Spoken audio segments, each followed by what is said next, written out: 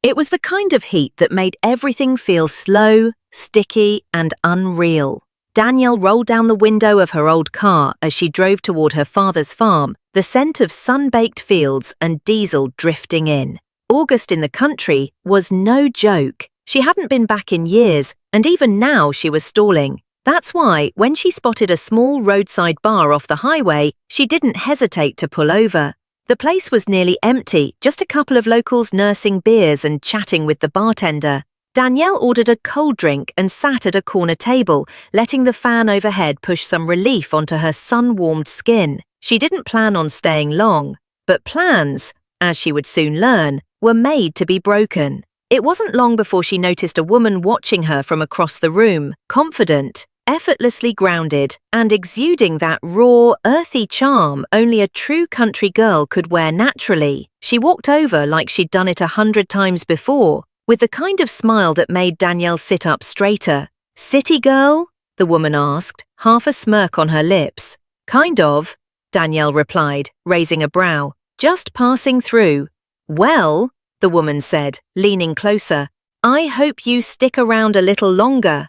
Her name was Betty. She was all boots, denim, and sun-kissed skin, a local through and through, the kind of woman who looked like she belonged in this place, like she was this place. And when she leaned in and kissed Danielle, without hesitation, without asking, it was like the heat outside had settled into Danielle's chest and bloomed there. They left the bar together. Betty suggested they drive into town, and Danielle found herself nodding before her brain caught up. There was something about her, bold and magnetic, as if the rules were different in her presence. They had dinner at a small diner tucked away on the edge of town. Betty chatted easily, telling stories about her life on a nearby ranch, laughing at the way Danielle wrinkled her nose at fried okra and sweet tea. It wasn't forced or flirtatious in the superficial way Danielle had grown used to. It was genuine. Betty wasn't trying to impress, she was just being herself, and Danielle found it intoxicating. After dinner, Betty invited her back to the ranch. "Just for a little while," she said with a wink. Danielle hesitated only briefly, then she followed. The ranch sat on the edge of a sweeping plain, golden under the setting sun.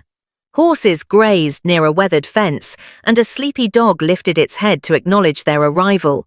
Betty gave Danielle a short tour, wooden barn, creaky porch, fields that went on for miles, and then they sat on the steps, watching the stars arrive. "I've lived here all my life," Betty said, breaking the silence. "Never really saw a reason to leave." Danielle turned to her. "You never wondered what else is out there?" Betty shrugged. "I think sometimes you find everything you need in one place."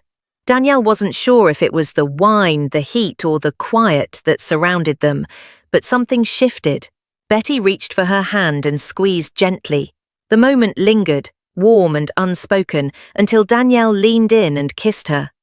What followed was slow, sweet, and entirely unexpected. The days stretched on. One became 2, then 3. Danielle kept telling herself she'd head to her father's place tomorrow. But the ranch drew her in. The early morning walks, the peaceful hum of nature, the smell of fresh hay and rain on dirt, and of course Betty. They shared stories, laughter, stolen kisses under the sun and in the shade of the barn. Danielle learned how to saddle a horse, how to milk a goat, how to wake up without an alarm. Betty, in turn, learned how to make coffee the city way and to leave a toothbrush for Danielle in the bathroom cabinet. One evening, as they sat on the porch again, Danielle finally spoke. "I was just supposed to be passing through." "I know," Betty said softly, not looking away from the horizon. "But I don't want to leave," Danielle added, almost in a whisper. Betty turned to her, a smile forming. "Then don't."